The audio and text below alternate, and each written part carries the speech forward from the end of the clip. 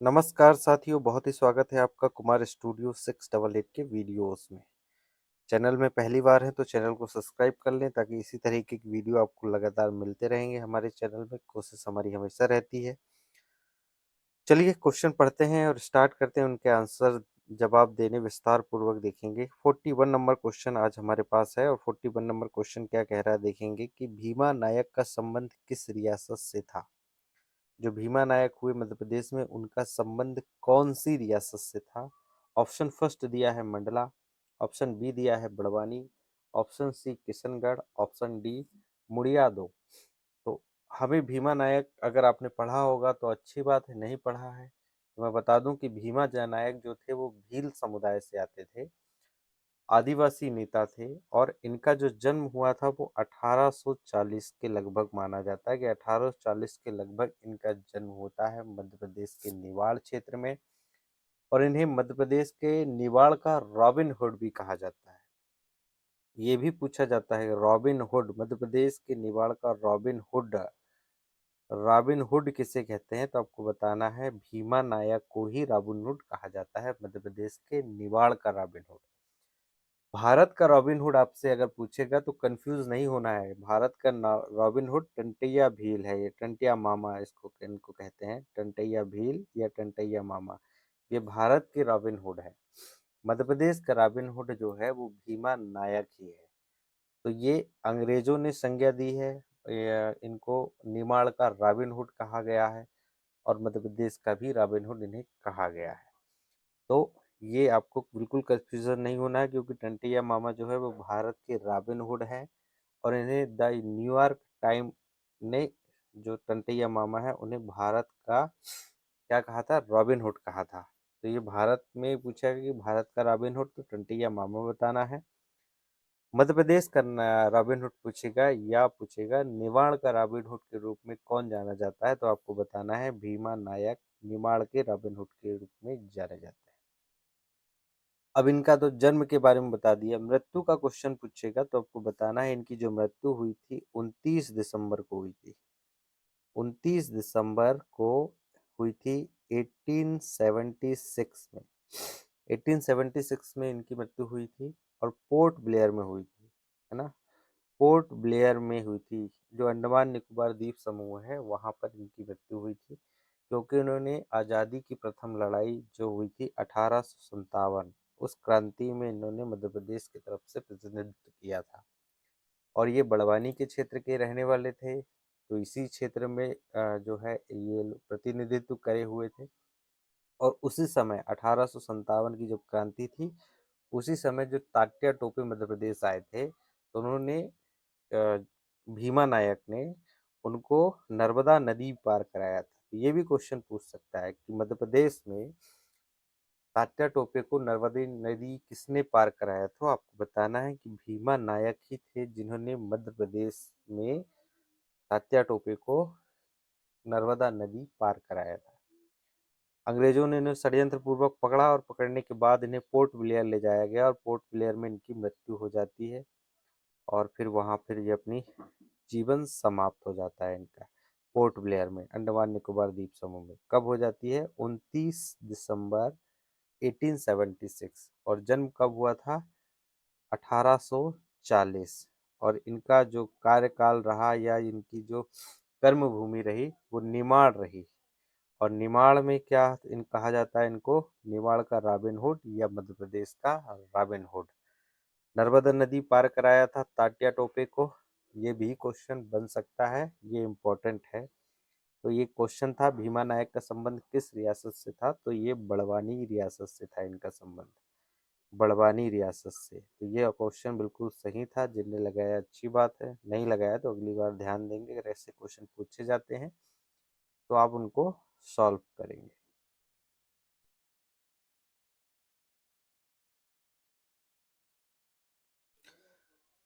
दूसरा question 42 number question हमारे पास है और 42 नंबर क्वेश्चन जानेंगे कि उसका आंसर क्या होगा विस्तार पूर्वक। तो जनजाति नेता सीताराम कंवर और रघुनाथ सिंह मंडलोई, है ना, इन्हें भिलाला भी कहा जाता था, अंग्रेजी विरोधी क्रांति में कब शामिल हुए। अंग्रेज विरोधी क्रांति में सीताराम कावर और रघुनाथ सिंह मंडलोई कब शामिल हुए, ये क्वेश्चन पूछा गया है। तो जिन लोगों ने हिस्ट्री पढ़ी है उसके पहले क्वेश्चन में ही उसका आंसर था, दूसरा क्वेश्चन भी वहीं से पूछ लिया। ये जो हुए थे 1857 में चालू विद्रोह में शामिल हुए थे। 1857 जो भारत आज़ादी का प्रथम स्वतंत्रता क्रांति, फर्स्ट इंडियन रेवोल्यूशन था, इसमें ये सम्मिलित हुए थे। और इनका भी जो होम टाउन था, या जो इनका स्वतंत्रता क्रांति का जहाँ पर इन्होंने विद्रोह प्रारंभ किया था, वो भी इनका क्या था, बड़वानी था। बड़वानी बड़वानी क्षेत्र में ये इन्होंने अंग्रेजों के खिलाफ विद्रोह किया। और ऐसा माना जाता है कि ये भीमा नायक के ही समकालीन रहे। इन्होंने अंग्रेजों को मध्य प्रदेश की धरती पर हुंकार भरी उनके खिलाफ, और उन्होंने कहा कि हम अब आपकी गुलामी को सह नहीं सकते। सीताराम कांवर जो सिपाही थे, सीताराम कांवर, इसमें सीताराम कांवर सिपाही भी थे, और वो कौन सी सेना में थे ये भी क्वेश्चन पूछ सकता है, तो आपको बताना है होलकरों की सेना। जो होलकर था मध्य प्रदेश में, होलकर राज घराना जो इंदौर का था, उसमें ये सैनिक के रूप में कार्य करते थे। उन्होंने उसको छोड़ दिया और फिर आज़ादी की लड़ाई में सम्मिलित हो गए, और एक मुख्य धारा की विचारधारा में आगे आकर के, और 1857 की क्रांति का प्रतिनिधित्व इन्होंने किया। तो ये क्वेश्चन बड़ा इंपॉर्टेंट है। ये क्वेश्चन था कि इनका जो सीताराम कांवर है और रघुनाथ सिंह मंडलोई है, इन्होंने किस क्रांति में सम्मिलित हुए थे। ये तो 1857 की क्रांति में सम्मिलित हुए थे। और कहाँ से हुए थे, तो बड़वानी बड़वानी से ये सम्मिलित हुए थे। बड़वानी जिले से ये सम्मिलित हुए थे। ये भी क्वेश्चन पूछा जा सकता है। बढ़ते हैं अगले क्वेश्चन की तरफ। अगला क्वेश्चन 43 नंबर क्वेश्चन है। 43 नंबर क्वेश्चन क्या कह रहा है, देख रहे हैं। सागर के अंचलित क्षेत्रों में दीपावली के अवसर पर कौन सा नृत्य प्रचलित है। सागर के क्षेत्रों में या सागर के ग्रामीण क्षेत्रों में कौन सा नाच प्रचलित है, ये आपको पूछा गया है। पहला नाच हम देखेंगे मौनी नृत्य। अब मैं एक एक करके नृत्य पढ़ूंगा और उनकी विशेषताएं बताऊंगा। तो मौनी नृत्य तो करेक्ट ऑप्शन है, ये देख लीजिए। लेकिन कब कब किया जाता है और कौन लोग करते हैं, ये बता देता हूँ कि मौनी नृत्य जो है वो गोवर्धन, दीपावली में गोवर्धन पूजा होती है। गोवर्धन सबको पता है, गोवर्धन पूजा कैसे होती है। घरों के आंगन में गोबर से पर्वत बनाया जाता है, उसे गोवर्धन कहते हैं। और उस गोवर्धन पर्वत की पूजा होती है, और गोवर्धन पर्वत में ही मौनी नृत्य होता है। किस वर्ग के लोग करते हैं, तो यादव वर्ग के लोग।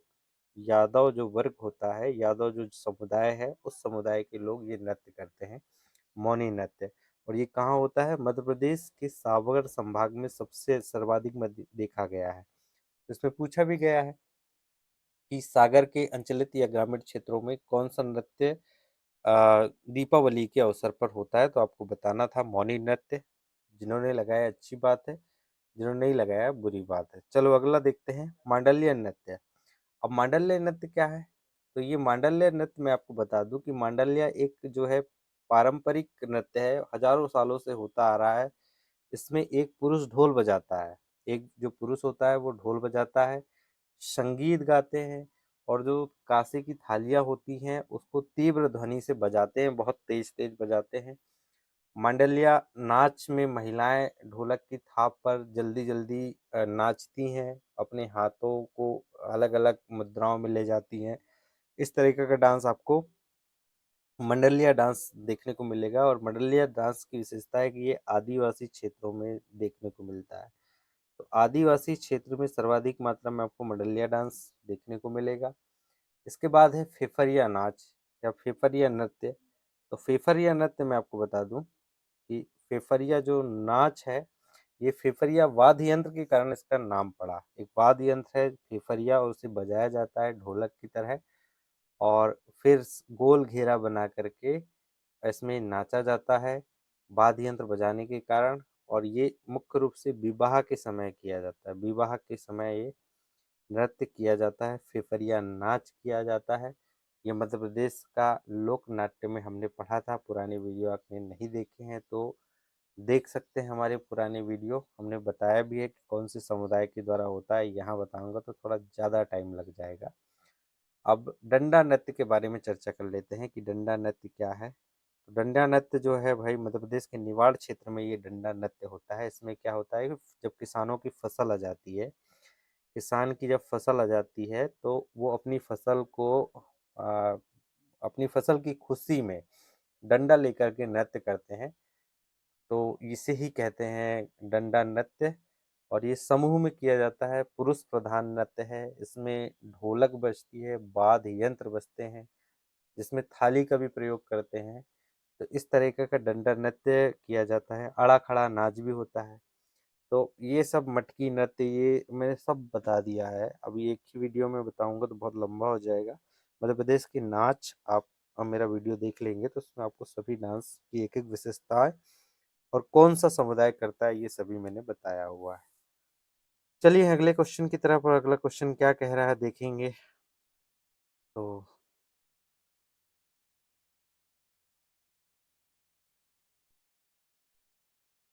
अगला क्वेश्चन है क्वेश्चन नंबर 44।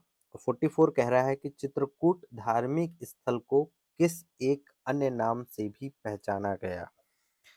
यानी सीधा सा मतलब है कि चित्रकूट को और धार्मिक जो नगर है उसे अन्य किस नाम से भी जाना जाता है, ये आपको बताना है। तो पहला है जगतपुरी। ये ऑप्शन नहीं है।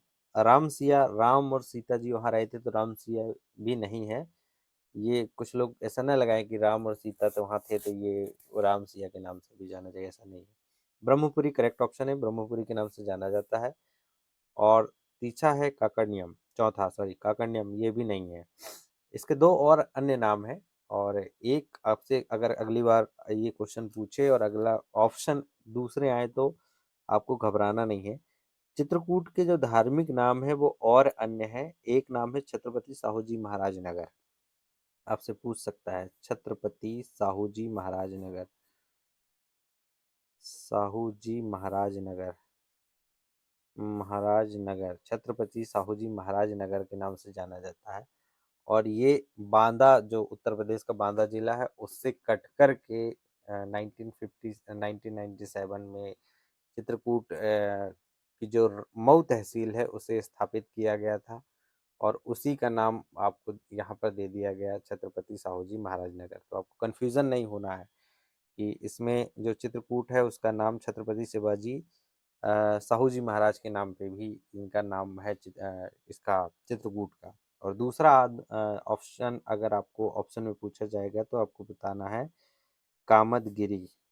कामदगिरी भी चित्रकूट को कहा जाता है। तो छत्रपति शिवाजी महाराज और कामदगिरी, ये आपको ऑप्शन में अगर ये आ जाए तो घबराना नहीं है बिल्कुल। चित्रकूट के तीन नाम यहाँ पर देख लिए। पहला है ब्रह्मपुरी, दूसरा है कादमगिरी और तीसरा है छत्रपति साहू जी महाराज नगर। तो ये आपको घबराना नहीं है बिल्कुल। चलिए अगला क्वेश्चन हम देखते हैं। Question number 45। क्वेश्चन नंबर 45 क्या कह रहा है देखेंगे। मुकुल किसकी किसकी प्रसिद्ध साहित्यिक रचना है। मुकुल एक रचना है, वो कौन सी लेखक हैं या कवि हैं जिनकी रचना है। पहला है मक्खनलाल चतुर्वेदी, ये तो नहीं है। भवानी प्रसाद मिश्र, ये भी नहीं है। मुकुटधर पांडे, ये भी नहीं है। सुभद्रा कुमारी चौहान करेक्ट ऑप्शन है। सुभद्रा कुमारी चौहान की रचना है मुकुल। और मुकुल एक कविता संग्रह है। इसमें बहुत सारी कविताएं लिखी हैं, तो कविता संग्रह है मुकुल। और सुभद्रा कुमारी चौहान की तो बहुत सारी आपको झांसी की रानी रचना मिलेगी, बिखरे मोती आपको मिलेगा, फिर अलग अलग केसरिया आपको देखने को मिलेगा। तो ये सब रचनाएं किसकी है, सुभद्रा कुमारी चौहान की है। और इसमें जो मुकुल है वो भी कविता संग्रह है और वो किसका है, सुभद्रा कुमारी चौहान का है।